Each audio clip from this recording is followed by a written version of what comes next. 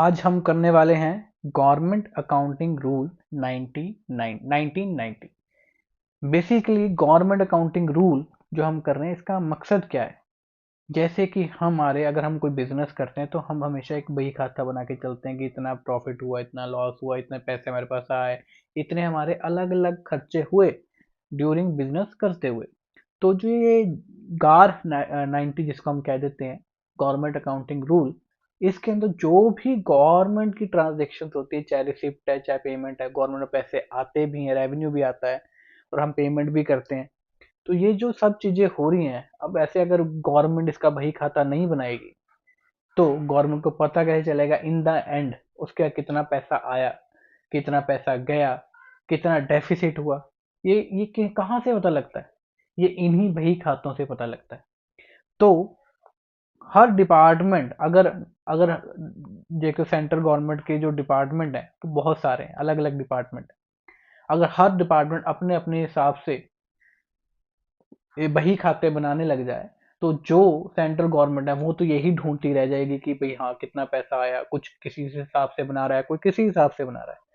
तो central government ने क्या करा कि एक तरह से ताकि सारी जितने भी मतलब बही खाते बन रहे हैं, जितने भी अकाउंट्स बन रहे हैं वो एक ही स्टैंडर्ड फॉर्म में बने, जिससे क्या हो कि जो सेंट्रल गवर्नमेंट है वो एक स्टैंडर्डाइज फॉर्मूला या स्टैंडर्डाइज फॉर्म बना सके, जिससे सेंट्रल गवर्नमेंट को ही मदद हो समझने के लिए कि उसके पास कितना पैसा आया, कितना गया, कितना लॉस, कितना प्रॉफिट, कितना किसी से लेना है, कितना रेट ऑफ इंटरेस्ट लेना है, कितना लोन दिया, ये सब कुछ वो पता कर सके। बस यही जो सारी अकाउंटिंग है कैसे होगी कैसे नहीं होगी यही गार के अंदर बताई गई है। तो चलिए हम अब शुरू करते हैं।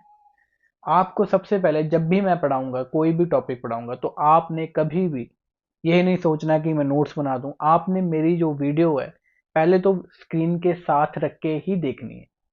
स्क्रीन के साथ चाहे पॉज करके देखिए, पहले पढ़ लीजिए, फिर देखिए। उसके बाद आप कहीं भी आते जाते कान में हेडफोन्स लगा के बस मेरी वीडियो सुनते रहें, आपका सारा टॉपिक क्लियर हो जाएगा। एक भी लाइन इसमें मैं ऐसी नहीं छोड़ूंगा जैसे मैं और वीडियोस देखता हूँ, उसके अंदर ऊपर ऊपर से बता के निकल जाते हैं। मैं पूरा जो भी इसके अंदर एक एक अक्षर लिखा होगा मैं आपको पूरा प्रॉपर समझाऊंगा। तो चलिए शुरू करते हैं। प्रियम्बल एक तरह से पेज का किसी भी बुक का पहला पन्ना प्रियम्बल होता है। जैसे कॉन्स्टिट्यूशन का पहला पन्ना प्रियम्बल है और ये बता देता है कि पूरी बुक का क्या एक सार है, क्या है। तो वही चीज प्रियम्बल है। तो प्रियम्बल ये कहता है कि in exercise of power conferred by article 150, बड़ा इंपॉर्टेंट आर्टिकल है। इस आर्टिकल के तहत प्रेसिडेंट ऑन एडवाइस लेके, किसकी, सीएजी के एडवाइस लेके, अकॉर्डिंग टू आर्टिकल 150, जो प्रेसिडेंट है वो सीएजी के एडवाइस पे क्या कर रहा है, फॉर्म बना रहा है। जो मैंने आपको बताया ना, एक स्टैंडर्डाइज फॉर्म बना रहा है सभी के लिए, ताकि वो एक सभी को एक फॉर्म बता सके और सारे डिपार्टमेंट उसी फॉर्म के अंदर ही अपना अकाउंटिंग कर सके। तो कौन बता रहा है, कौन बना रहा है फॉर्म? वो बना रहा है प्रेसिडेंट। किसकी एडवाइस लेके? सीएजी की एडवाइस लेके। किस आर्टिकल के तहत? आर्टिकल 150 के तहत। तो आगे कहता है this compilation incorporates also the general principle of government accounting laid down by CAG. वो कहता है कि ये जो कंपाइलेशन है ना रूल्स की, ये क्या करता है, इस कंपाइलेशन के अंदर जो जनरल प्रिंसिपल है गवर्नमेंट अकाउंटिंग के, जो कि कैग ने दे रखे हैं, वो भी इनकॉर्पोरेट करता है। ठीक है जी।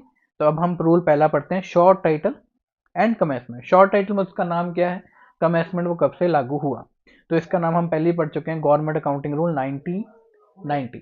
और ये कब से लागू हुआ? 1 अप्रैल 1990 से। अब आगे डेफिनेशन। डेफिनेशन क्या होती है कि ये अक्षर जब भी इस बुक के अंदर आएंगे, ये जो अक्षर हैं जब भी बुक के अंदर आएंगे तो इसका क्या मतलब होगा, ये डेफिनेशन कहना चाहती होती है। तो अब हम पढ़ेंगे एजी। लोग एजी को सीएजी के साथ कंफ्यूज करते हैं, तो यही डेफिनेशन ये दोनों का डिफ्रेंशिएट कर देगी। वो कहता है जो एजी अक्षर कहीं भी आएगा उसका मतलब क्या आएगा, हेड ऑफ ऑफिस, कि किसी ऑफिस का हेड ऑफ अकाउंट सब ऑर्डिनेट टू सीएजी। देखो सीएजी एक बड़ा ऑफिस है, उसके जो सब ऑर्डिनेट ऑफिस हैं वो एजी हैं, जो ये स्टेट्स में होते हैं, लाइक एजी हरियाणा, एजी पंजाब, ये सब ऑर्डिनेट ऑफिस हैं किसके, सीएजी के। ठीक है जी। तो जब भी एजी आएगा तो हम पहले क्या समझेंगे, head of office of account है किसका, जो सब ऑर्डिनेट है कैग का। ठीक है, ये सबसे इंपॉर्टेंट हमारी डेफिनेशन है, डेट इज बैंक। क्योंकि हमारी जो अकाउंटिंग है, आपने भी कभी देखा होगा, पहली बात जो गार है ये 1990 के बाद रिवाइज होनी है, तो इसके अंदर कई चीजें ऐसी होंगी जो आपको लग रहा होगा तो होती नहीं है हमारे आगे। पर आपने थोड़ा कंसंट्रेट रखे ना कि ये जो बातें कर रहे हैं ये 1990 के हिसाब से कर रहे हैं। तो अब आप कहोगे सर ये इनवैलिड हो गया, अब नहीं, अभी बुक जब तक रिवाइज नहीं होती तो हमने यही पढ़ने हैं। ठीक है, अब तो पीएफएमएस आ गया, ये इसके अंदर जो बातें कही जाएंगी, चेक से पेमेंट करनी है ये वगैरह, वो आप अभी कंफ्यूज मत होना, बस आप समझना जो मैं आपको बोलता जाऊंगा। तो अब आइए डेफिनेशन बैंक की। वो ये कहता है कि इस बुक के अंदर जब भी बैंक आएगा तो 3 डेफिनेशन देगा बैंक की। तो ये कह रहा है पहली डेफिनेशन, बैंक कौन होगा, कह रहा है कोई भी ब्रांच एसबीआई की जो एक्ट कर रही है एज द एजेंट किसका, आरबीआई का। ठीक है, ये जरा समझना कि बैंक जो है ना वो जब भी आएगा, एक अक्षर बैंक जब भी आएगा, या सबसे पहला वो क्या मतलब कह रहा है, वो एसबीआई का मतलब होएगा जो कि एज अ एजेंट काम कर रहा है किसका, आरबीआई का, according to provision of RBI act 1934। ठीक है जी, कह रहा है कि बैंक कौन है, सबसे पहला जब भी बैंक आएगा तो हम किसको मानेंगे, एसबीआई को मानेंगे, जो on behalf of as an agent काम कर रहा है आरबीआई का, according to act RBI 1934। And अब सेकंड सेकंड किसका होगा, कह रहा है कोई भी बैंक सब्सिडरी बैंक किसका, एसबीआई का, अकॉर्डिंग टू सेक्शन 2। अब ये कह रहा है पहले तो एसबीआई हो गया, दूसरा एसबीआई का कोई भी सब्सिडरी बैंक, आप कहोगे सब्सिडरी बैंक कौन है, state bank of India main हो गया, सब्सिडरी कौन है, state bank of Patiala, state bank of Allahabad, ये सारे इसके सब्सिडरी बैंक है। तो पहला कौन हो गया, एसबीआई, दूसरा एसबीआई की या तो कोई सब्सिडरी बैंक, तीसरा आरबीआई किसी भी बैंक को नॉमिनेट कर सकता है, कोई और बैंक, कोई भी नेशनलाइज बैंक होगा जिसको वो नॉमिनेट करेगा, अपॉइंट करेगा एज एन एजेंट काम करने के लिए, according to sub section 1 section 45 of RBI. ठीक है, अब बैंक की 3 डेफिनेशन होगी, पहली एसबीआई खुद जब वो एजेंट ऐसा काम करेगा, दूसरी एसबीआई क्या कोई subsidiary bank according to section 2, या तीसरी आरबीआई अकॉर्डिंग टू सेक्शन 45 किसी को नॉमिनेट करेगा। ये और करके लिखा है, या तो पहला होगा या दूसरा होगा या होगा तीसरा। ठीक है जी, अब आगे चीफ अकाउंटिंग अथॉरिटी।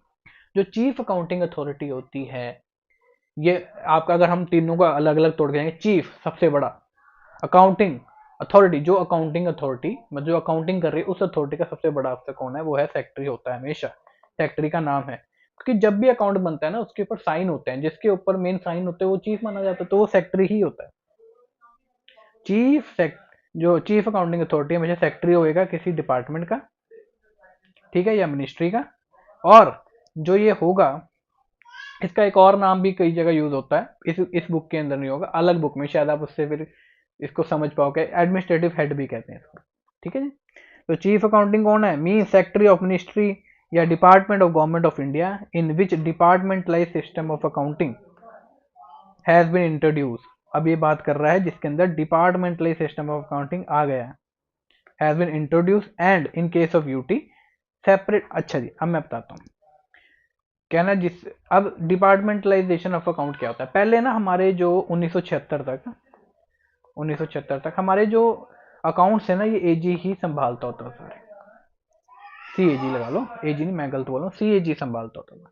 फिर 1976 के बाद सीजीए बना, तो अब सीजीए बन गया तो सारी अकाउंटिंग अब मेन कौन संभालता है, सीजीए। जब सीजीए संभालने लग गया तो एजी को इस काम से क्या कर दिया, बाय बाय टाटा कर दिया। तो जिन जिन स्टेटों ने, जिन जिन मतलब सेंटर के डिपार्टमेंट ने टाटा बाय बाय कर दी, तो उनको कहते हैं इनका डिपार्टमेंटलाइज अकाउंट हो गया, मतलब वो अपना अकाउंटिंग खुद बनाने लग गए। जब भी इसके अकाउंटिंग खुद बनने लगी तो इनकी नोमेनक्लेचर, इनके अपने अकाउंट अफसर होंगे।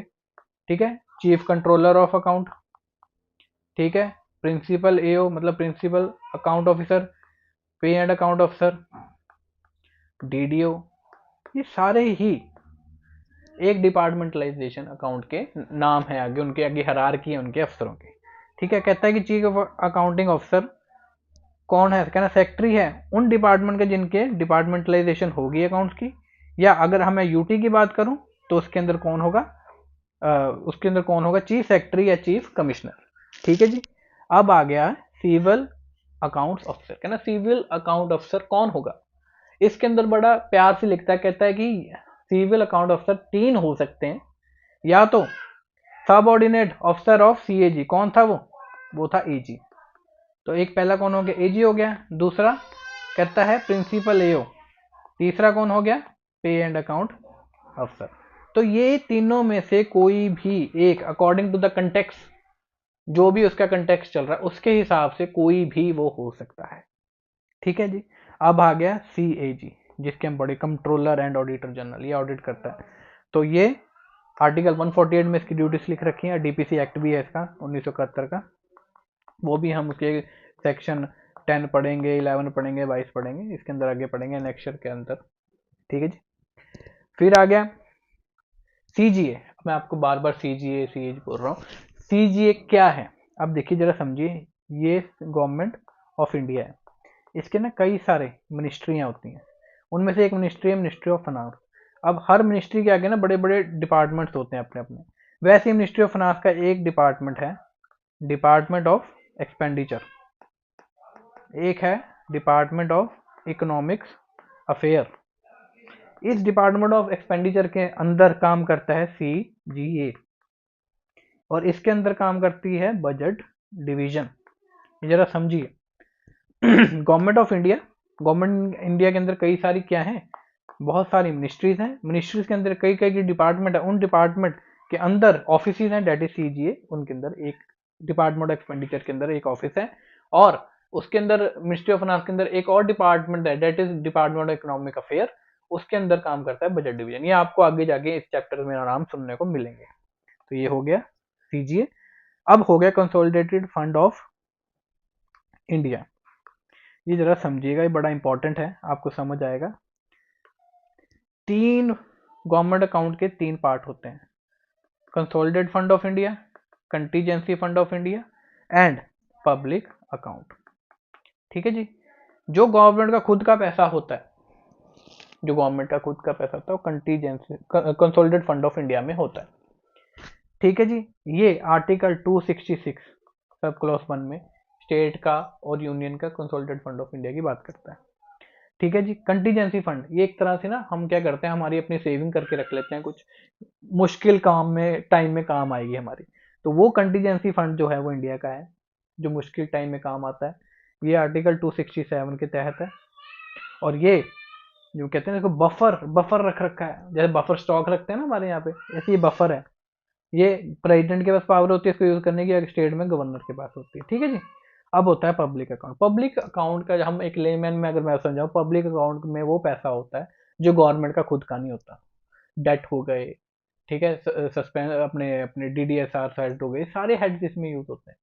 इसके अंदर वो पैसा नहीं होता गवर्नमेंट का जो खुद का पैसा है, ये इसको वापस करना होता है किसी ना किसी वे में। एक लेमैन में लैंग्वेज में समझिए, आगे जाके हम हर किसी की बाइफर्केशन पढ़ेंगे, बट अभी हम सिर्फ डेफिनेशन के कंटेक्स्ट तक रहते हैं।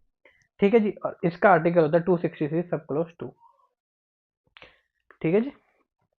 अगर मैं इसमें यूटी की बात करूं तो इसमें यूटी के अंदर सेक्शन, क्योंकि वो एक्ट बना हुआ है 1963, तो ये सेक्शन 47 में होता है, ये 48 में होता है।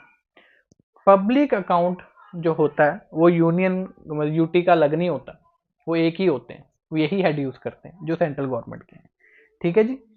आपकी डेफिनेशन में यही सब कुछ लिख रखा है जो मैंने इसमें बता दिया है। आप जब पढ़ोगे तो आप, अगर आपको नहीं समझ आया तो मेरी बात को रिवाइंड करके देखिएगा, ये सारी चीजें इसी के अंदर बता रखी हैं।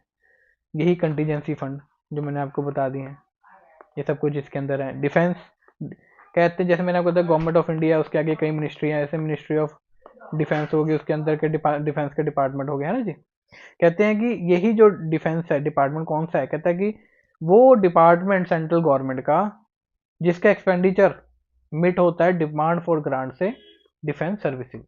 ठीक है जी। डिमांड फॉर ग्रांट क्या होती है, जैसे हमारा हर फाइनेंशियल ईयर आ रहा होता है, तो हमने ना खर्चा बताना होता है कि मेरे को आगे आने वाले इस साल में क्या खर्चा करना है। ये फेब से शुरू खत्म हो, मतलब शुरू हो जाता होना। तो उसमें क्या होता है, सारी मिनिस्ट्रीज अपना अपना खर्चा देती हैं। तो वो जो खर्चा देती है ना लिख के कि मेरे को इतना चाहिए, इस काम के लिए चाहिए।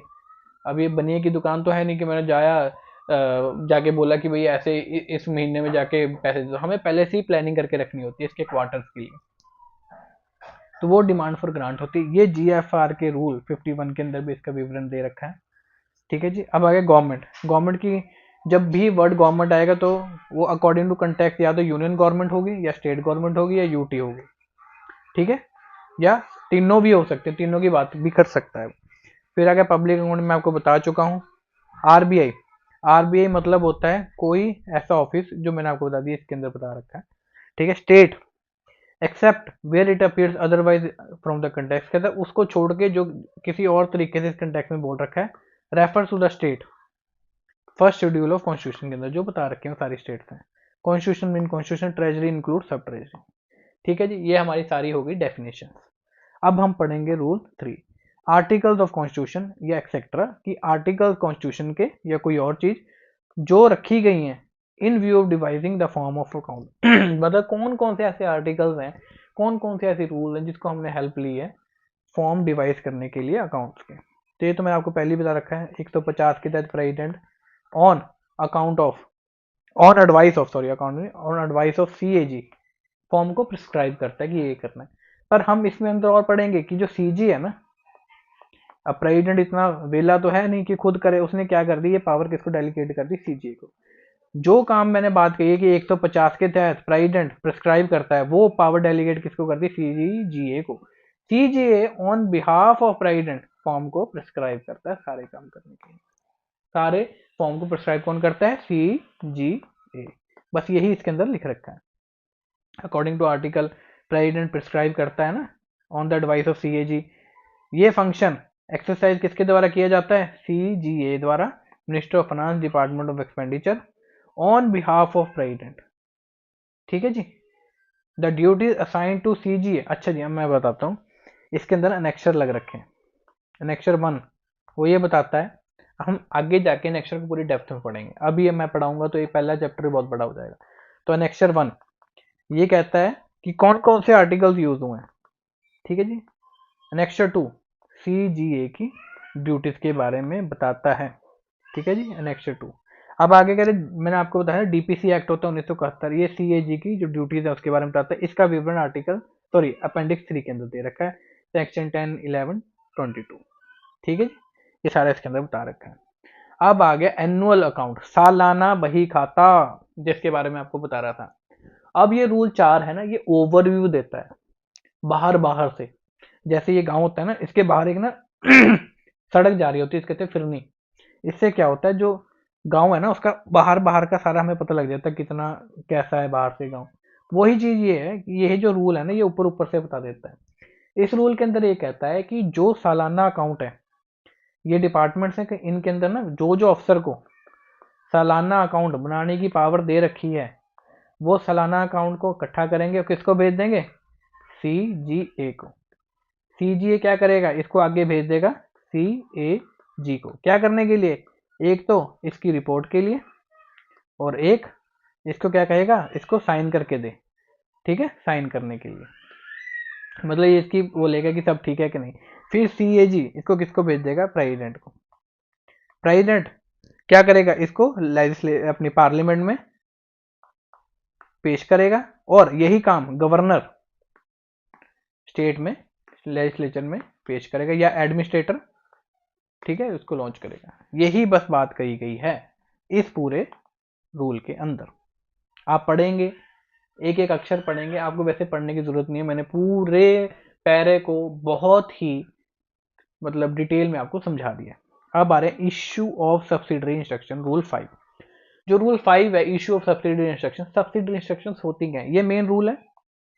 इसके साथ जो इसको हेल्प करने के लिए मैं इंस्ट्रक्शन जारी करता रहूंगा, डेट इज सब्सिडरी इंस्ट्रक्शन। अब ये बात कर रहा है इशू ऑफ, अच्छा एक मैंने ऊपर बात लिखी हुई है, submit with in 6 month of. अच्छा, ये इसका मतलब ये है कि जो एनुअल अकाउंट होता है ना, वो 6 महीने के अंदर अंदर end of financial year submit करना होता है पार्लियामेंट में। ये चीज 6 मंथ मैंने लिख रखा है, ये मेरे दिमाग से निकल गया था। ठीक है जी। और ये जो एनुअल अकाउंट है, रूल 71 ऑफ जीएफआर में लिख रखा है, और जो आर्टिकल्स के बारे में बात की है 72 ऑफ जीएफआर में बता रखे हैं। अब आ गई है इशू ऑफ सब्सिडरी इंस्ट्रक्शन। ये जीएफआर के रूल 79 का इसमें जो विवरण दे रखा है उसका हेल्प करेगा। इसमें कह रहा है कि जो भी सब्सिडरी इंस्ट्रक्शंस निकल रही हैं आगे इसके एग्जाम्पल देता किस चीज की, opening of new head of account. अब न्यू हेड ऑफ अकाउंट आप कहोगे क्या होता है, जैसे जो गवर्नमेंट के खर्चे होते हैं ना वो हेड्स के अकॉर्डिंग होते हैं। ये उन हेड की बात कर रहे हैं कि उसको जो भी ओपनिंग नया हेड खोलने के लिए कोई भी इंस्ट्रक्शन निकलती है, उसको मॉडिफाई करने के लिए कोई इंस्ट्रक्शन निकली है, कोई एग्जिस्टिंग वन के लिए इंस्ट्रक्शन निकलती है कि किस तरह से मेंटेनेंस होगी अकाउंट की। ये इशू कौन करेगा, इशू करेगी central government, ministry of finance की एडवाइस किसकी लेके, सीएजी की एडवाइस लेके, in form of executive order. मतलब कि जो सब्सिडरी इंस्ट्रक्शन निकलेंगे जो उसके आगे बताता है कि opening of new head of account, या उसको जो अभी है उसको मॉडिफिकेशन करने के लिए न्यू वंस के लिए, या कोई भी किस मैनर में अकाउंट रखा जाएगा, उस चीज के लिए जो भी इंस्ट्रक्शन निकलेगी वो कौन निकालेगी, वो सेंट्रल गवर्नमेंट निकालेगी। किसकी एडवाइस लेके, सीएजी की एडवाइस लेके। ठीक है जी। और कैसे निकालेगी, एग्जीक्यूटिव ऑर्डर के फॉर्म में निकालेगी। ठीक है। और ये भी बताएगी अब हर बार हर काम के लिए वो सीएजी की जो रूटीन के काम है छोटे मोटे, वो अब सीएजी की हर बार तो नहीं लेते रहेंगे कि काम इससे क्या होगा, डिले होगा। तो ये भी बताएगी कि किस किस काम के लिए, मतलब रूटीन नेचर के लिए जिसकी हमने एडवाइस डीम्ड टू मान ली जाएगी। अब मैं आपको इसके एग्जांपल देता हूँ। ये एक आदमी है, इसके ये फादर है, इसने बेटे को कहा बेटा एक काम कर, तूने जब भी पैसा खर्चना है ना, ठीक है, तो जब भी तूने पैसा खर्चना तूने मेरे को बताना है तूने पैसा खर्चा कहाँ है। अब ये आदमी, ये लड़का, अब ये इसकी मम्मी आ गई। ठीक है जी। अब इसने कहा बेटा सारे खर्चे तूने मेरे को बताने हैं, पर जो तेरे को खर्चा मम्मी कहेगी वो मान लेना कि मेरे को बताने की जरूरत नहीं है। मतलब डीम टू मान लिया कि ठीक है खर्चा, वो मेरे को तेरे को बताने की जरूरत नहीं है कि तूने खर्चा कहाँ करा है कहाँ नहीं। बस वही बात ये कह रहा है कि मेरे को बता देना है पहले ही कि किन किन काम के लिए सीएजी की एडवाइस मैं डीम्ड मान लूंगा कि ले ली गई है। ठीक है जी। अब आगे rule 6, special provision in relation to railway, post, telecommunication and defence department. इसको मैं रेलवे को, पोस्ट को, टेलीकम्युनिकेशन को, डिफेंस डिपार्टमेंट को, इसको मैं आरपीडीटी कहूंगा पूरे जीएआर की रिकॉर्डिंग्स में। तो आपको अभी से याद रखना कि आरपीडीटी क्या है, यही डिपार्टमेंट है। ये डिपार्टमेंट को सेंट्रल डिपार्टमेंट से अलग इसलिए रखा गया है, पहले तो ये डिपार्टमेंट बहुत बड़े बड़े डिपार्टमेंट है, और ये जो डिपार्टमेंट है ये प्रॉफिट के लिए काम करते हैं। अब आगे जाके आपको पता लगेगा कि ये जो डिपार्टमेंट्स हैं, जितने भी ये डिपार्टमेंट हैं, ये किस चीज के लिए काम करते हैं, ये रेवेन्यू जनरेशन के लिए काम करते हैं। इनका जो अपना अकाउंट होता है ना, ये कैश बेसिस पे नहीं होता, ये एक्रूअल बेसिस पे होता है। ये सब आप टेंशन मत लीजिए, आगे जाके मैं समझाऊंगा। ठीक है। तो इसीलिए इनको, इनकी जो अकाउंटिंग होती है हमेशा अलग रखी गई है। अब सेंट्रल गवर्नमेंट ने एक फॉर्म प्रिस्क्राइब कर दिया जर्नली सबके लिए, पर ये डिपार्टमेंट की तो अकाउंटिंग ही अलग है। क्यों? क्योंकि इनकी जो बही खाते हैं वो डबल बुक एंट्री में चलता है, ये सिंगल एंट्री में चलते हैं। तो इसीलिए जो सेंट्रल गवर्नमेंट है उन्होंने क्या करा है कि भाई मैं जनरली सबके ना खाते में मैं प्रिस्क्राइब कर दूंगा, पर जो तुम्हारे खाते हैं ना मैं तुम्हें पावर दे देता हूँ आरपीडीटी को, कि भाई तुम्हारा काम मुश्किल है, तुम्हारे अलग अलग काम है, तो तुम अपने जो फॉर्म है ना वो खुद ही बनाओ, मेरे को नहीं पता। पर जो मैंने 150 आर्टिकल के तहत जर्नली इनको बता रखा है कि ये चीजें होनी चाहिए इन फॉर्म्स के अंदर, वो तुम्हारे फॉर्म के अंदर भी होनी चाहिए, क्योंकि कल मैंने तुम्हारा as a whole annual account बनाना है। मैंने क्या करा कि मैंने, अब मैं इसका एग्जांपल देता हूँ कि मैं सीजी हूँ, मैंने क्या कहा सारे बच्चे ऐसे ऐसे कॉपी बनाएंगे, पहले इंडेक्स रखेंगे, फिर हर 4-4 लाइनें बनाएंगे। अब दो बच्चे, अब मैं यहाँ सबको इंग्लिश पढ़ा रहा हूँ और यहाँ पे हिंदी के बच्चे आ गए, लेटर में 4 बच्चे हिंदी के आ गए। अब मैंने तो इंग्लिश के लिए सबको बता दिया, अब 4 बच्चे हिंदी के आ गए, उसमें से एक मैंने क्या कहा, एक बच्चे को कह दिया कि भाई तुम ना सबका करके सबको पढ़ा दियो, पर जो नंबर बनाएगा ना तो नंबर देगा 10 में से, वो मेरे को बता दिया। अब मैंने क्या करा, 10 नंबर का एक सबसे पहले मैक्सिमम नंबर का मैंने क्राइटेरिया रख दिया, वैसे ही इसने क्या करा, एक जनरल फॉर्म का क्राइटेरिया रख दिया सीजी ने। अब ये जो डिपार्टमेंट है आरपीडीटी, ये खुद फॉर्म को क्या करेंगे, अपने अपने जो रेल उसके लिए अपने अपने जो अकाउंट अफसर हैं वो इनके क्या करेंगे, प्रिस्क्राइब करेंगे फॉर्म, कि भाई तुमने जो अकाउंटिंग करनी है, जितने पैसे आए कितने गए, वो इस फॉर्म के अंदर, इस फॉर्म के अंदर करनी है। पर वो जो फॉर्म होगा ना, वो जो आर्टिकल 150 के तहत सीजीए ने पहले से प्रिस्क्राइब रखे अदर डिपार्टमेंट्स के लिए, उनके अंदर जो चीज़ें दे रखी हैं वो भी इसको फुलफिल करनी चाहिए, क्योंकि उसके बाद ये अपना अकाउंट किसको सबमिट करते हैं, सेंट्रल गवर्नमेंट को, फिर सेंट्रल गवर्नमेंट सबका अकाउंट बनाती है। इसीलिए जो चीज़ें चाहिए हमें, जो ये कहते हैं ना कि चीज़ें चाहिए, वो जनरली सबके लिए कॉमन है, बट इनके लिए अलग से कह दिया कि तुम अंदर अपनी अकाउंटिंग जैसे मर्जी करो, पर जो बाहर का मेन चीज़ है वो मेरे को बता देना। यही बात इस पूरे पैरे में वो कह रहा है। ठीक है जी। अब ये नोट बड़ा इंपॉर्टेंट है। विद इफेक्ट फ्रॉम 1982 या 83, ये हम रूल इसी के गार के रूल आई थिंक 26 के अंदर हम पढ़ेंगे पूरी डिटेल में इस चीज को। पर इसी के अंदर बात करें, जो मैंने कह दिया ना उसको भी वो पावरें दे दी सीजीए ने इनको पावरें दे दी। क्या? अपने हेड भी तुम क्या कर सकते हो, अपने अकाउंटिंग हेड भी खुद प्रिस्क्राइब कर सकते हो। कौन कौन से? सॉरी, सब हेड और डिटेल हेड तुम खुद अपने बना सकते हो। पर जो मेन आइडिया है, जो मेन है ना, जो मेन आइडिया वो आर्टिकल 150 के तहत रहे। बट ये जो हेड प्रिस्क्राइब करने की पावर है ये सेंट्रल गवर्नमेंट को भी दे रखी है कि तुम अपने डिटेल हेड या सब हेड, हम आगे पढ़ेंगे क्या होते हैं, कि उसके अंदर अपने अपने तुम पैसे क्या करो, बांट लो। सॉरी, अपना हेड अपना डिसाइड कर लो कि जो नंबरिंग होती है वो अपनी डिसाइड कर लो कैसे तुम नंबरिंग देनी है। पर मेन इसके अंदर बात है कि कहता है कि डेलीगेट कर दिया फंक्शन सेंट्रल गवर्नमेंट को, जो आर्टिकल 150 के जो तहत उसकी बात कर रहा है। फिर वो कहता है कि इन कंसल्टेशन की पावर तो आगे कर दी और वो प्रिस्क्राइब भी करेंगे, पर कंसल्टेशन किसकी लेंगे, ऑडिट ऑफिसर की, इनके आरपीडीटी के अपने जो है कंसर्न, और जो सब्सिडरी इंस्ट्रक्शन के रूल 5 है उनको भी कंसिस्टेंट, मतलब उनको भी मान के वो चलेंगे। ये चैप्टर 1 आपको, अगर मेरा कंटेंट अच्छा लगा तो दूसरों तक जरूर बताइएगा। अगर मेरे कंटेंट के अंदर आपको चाहिए कुछ मैं और चेंजेस करूं या और कौन से सब्जेक्ट मैं पढ़ाऊं जो पेपर 5 है सीजीए के लिए, वो मेरे को जरूर बताएं, कमेंट करें और मेरे चैनल को सब्सक्राइब करें। अगर मैं अच्छा पढ़ाता हूं तो प्लीज़ ज़रूर दूसरों को सेंड ये वीडियो ज़रूर करें। Thank you.